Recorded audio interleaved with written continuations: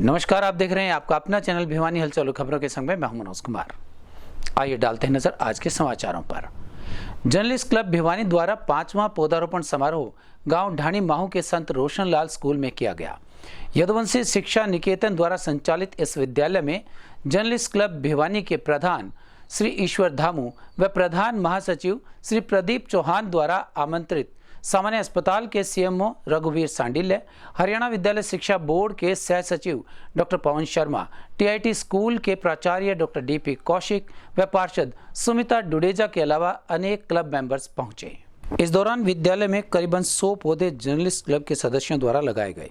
कार्यक्रम में विशिष्ट अतिथि के रूप में हरियाणा विद्यालय शिक्षा बोर्ड के सचिव डॉक्टर पवन शर्मा पहुंचे। वहीं टीआईटी वरिष्ठ माध्यमिक विद्यालय के प्राचार्य डॉक्टर डीपी कौशिक व पार्षद सुमिता डुडेजा भी इस कार्यक्रम में अतिथि के रूप में पहुंचे। सभी अतिथियों का विद्यालय के प्राचार्य महेंद्र पाल द्वारा विशेष स्वागत किया गया।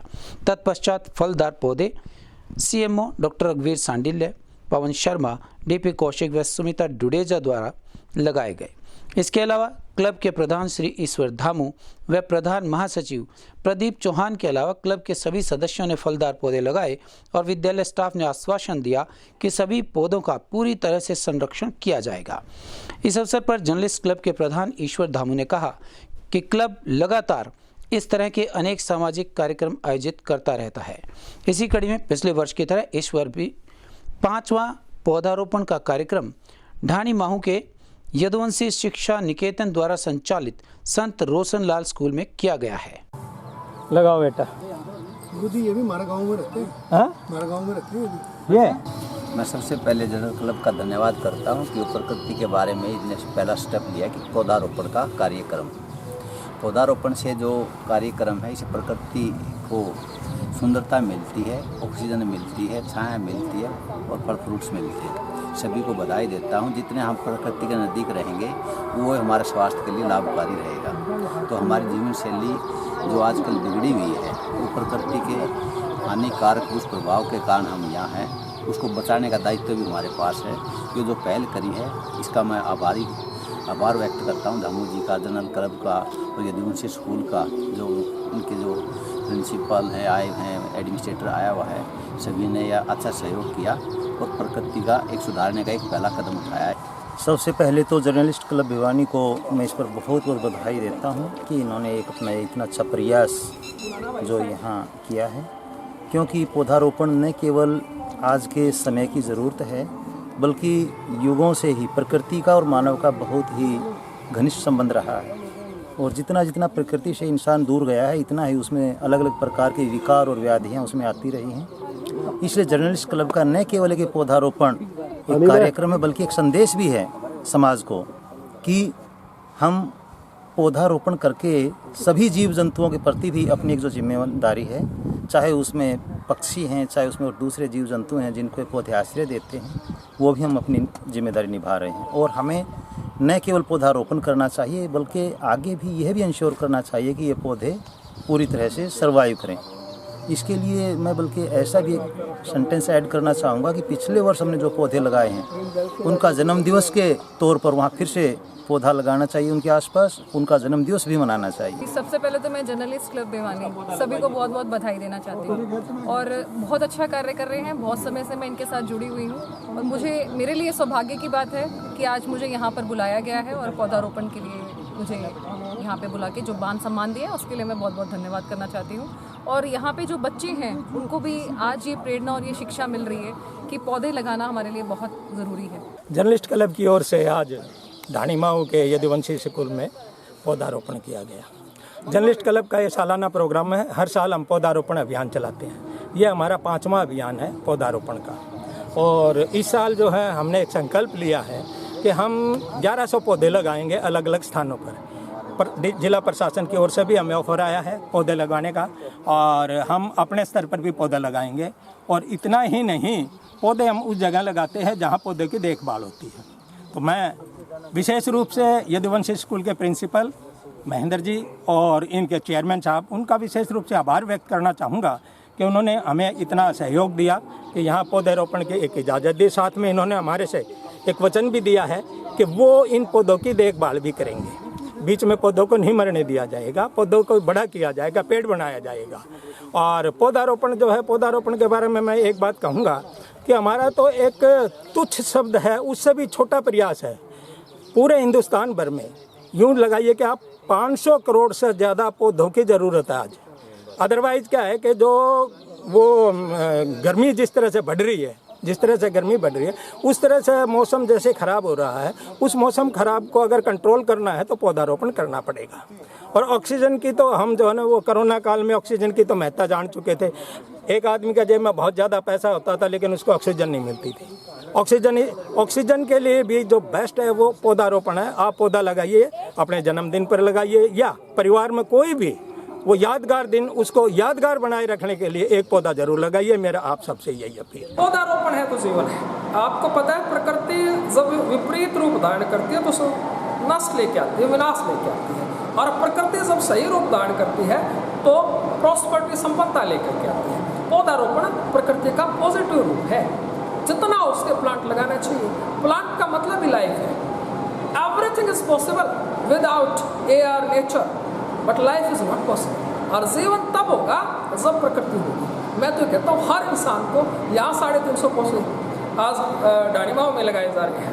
CMO साहब आए, जॉइंट सेक्रेटरी साहब आए, मैं जो सेवाओं की कर सकता था पौधारोपण लगाने में, जो महेंद्र सिंह के रूप में एक प्रिंसिपल के रूप में यहाँ रोल अदा कर सकता था, मैंने किया। और मैं सभी से रिक्वेस्ट करूँगा कि जितने हो सके अपनी लाइफ में प्लांट्स लगाएं, पौधे लगाएं। पिछले वर्ष की तरह इस वर्ष भी शिव भक्तों के लिए डाक विभाग गंगा जल मंगवा रहा है। इसके लिए प्रत्येक भक्त तक गंगा जल पहुंचाने के लिए मंदिरों के सामने स्टॉल्स लगाई जाएंगी, जिसमें एक बोतल गंगा जल की कीमत 30 रुपये रखी गई है। इसके अलावा नज़दीकी पोस्ट ऑफिस या पोस्टमैन के माध्यम से भी गंगा जल मंगवाया जा सकता है। गौरतलब है कि सावन महीने में शिव भक्त भगवान शंकर का जलाभिषेक करने के लिए गंगाजल के लिए इधर उधर भटकते हैं, लेकिन प्रत्येक वर्ष की भांति इस वर्ष भी डाक विभाग शिवरात्रि पर श्रद्धालुओं को गंगाजल उपलब्ध करवाएगा। इसके लिए विभाग की तरफ से शहर के प्रमुख मंदिरों के सामने गंगाजल से भरी बोतल की स्टॉल लगाई जाएगी। मुख्य डाकघर के अलावा जिले के अन्य पोस्ट ऑफिस में भी गंगाजल उपलब्ध होगा, जहाँ से श्रद्धालु आसानी से गंगाजल प्राप्त कर सकते हैं। एक बोतल गंगाजल की कीमत 30 रुपये रखी गई है। जो शिव भक्त किसी कारण से हरिद्वार या गंगोत्री जाकर गंगाजल नहीं ला सकते, उनको डाक विभाग अपने नज़दीक के पोस्ट ऑफिस या मंदिर में भी गंगाजल उपलब्ध करवाएगा। डाक विभाग हर वर्ष की भांति इस वर्ष भी शिव भक्तों के लिए गंगाजल लेकर आया है, जिसकी मात्र कीमत 30 रुपये है। जो शिव भक्त हरिद्वार जाकर गंगाजल नहीं ला सकते, वो डाक विभाग से किसी भी नज़दीकी पोस्ट ऑफिस या किसी भी उपडाक घर से गंगाजल प्राप्त कर सकते हैं और शिव का जलाभिषेक कर सकते हैं। जो लोग पोस्ट ऑफिस भी न जाकर अपने घर पे गंगाजल प्राप्त करना चाहते हैं, वो अपने एरिया पोस्टमैन से संपर्क कर सकते हैं और उनके थ्रू गंगाजल अपने घर पे प्राप्त कर सकते हैं। यह गंगोत्री का शुद्ध गंगाजल है और इससे वो जलाभिषेक कर सकते हैं। इससे हम लोगों को बहुत फ़ायदा होगा, क्योंकि जो लोग हरिद्वार गंगोत्री नहीं जा पाते, उनको घर बैठे गंगोत्री का गंगाजल उपलब्ध हो जाएगा। और इसके अलावा हम शिव भक्तों के लिए कई जगह स्टॉल्स वगैरह मंदिरों पे लगाने जा रहे हैं, ताकि शिव भक्तों का आसानी से गंगाजल शिवरात्रि के दिन भी उपलब्ध हो सके।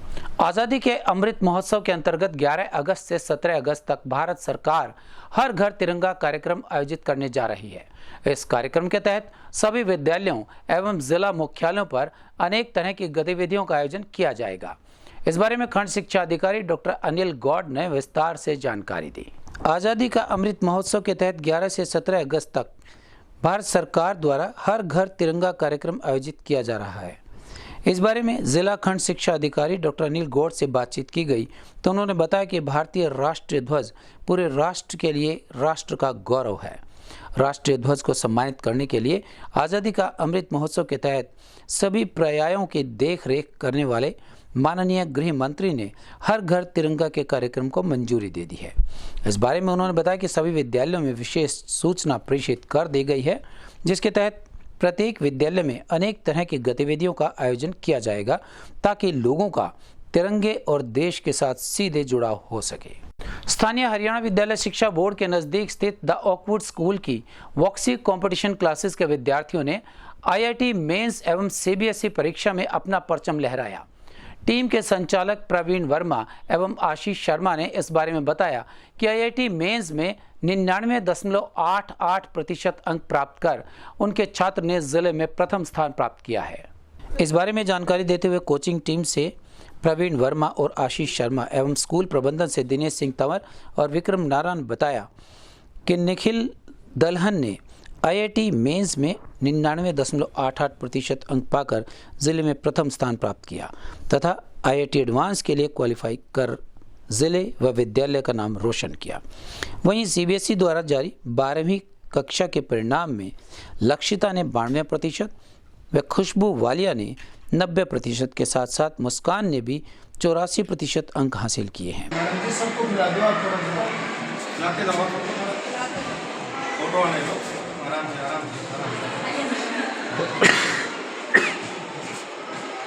मेरा नाम आशीष है, वॉक्सी कंपटीशन क्लासेस से। ये एकेडमी में हम बच्चों को नीट, आईआईटी और 9 to 12 के फाउंडेशन कोर्स करवाते हैं। पहला बैच हमारा था ये, जिसका रिजल्ट बहुत ही उत्कृष्ट रहा। रोहित कुमार ने 98% लेके एकेडमी में प्रथम स्थान प्राप्त किया है और 95% लेके सचिन ने सेकंड स्थान प्राप्त किया और 94% मार्क्स लेके अनुष्का ने तीसरा स्थान प्राप्त किया है। सभी बच्चों की प्रदर्शन बहुत ही अच्छा रहा। 12th क्लास में लक्षिता ने 92% लेकर हमारे यहाँ प्रथम स्थान प्राप्त किया है। तो सभी बच्चों को हार्दिक शुभकामनाएं। और हमारे जितने भी बच्चे थे, रिजल्ट हमारा 100% रहा है और 100% रिजल्ट के साथ हमने हर बच्चा हमारा मेरिट में स्कोर किया है और आईआईटी मेंस में हमने 99.88 परसेंटाइल हमारा स्कोर हुआ है। तो फर्स्ट टाइम में हम इसको एक बिग अचीवमेंट मानते हैं और उम्मीद करते हैं कि भिवानी को एजुकेशन हब बनाने में हम भी एक योगदान देंगे।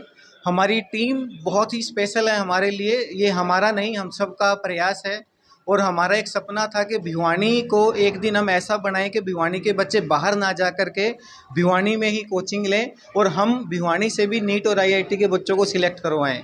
पानी की निकासी में लापरवाही करने वाले अधिकारी या कर्मचारियों के खिलाफ होगी कार्यवाही। यह कहना था नगर विधायक घनश्याम सराफ का।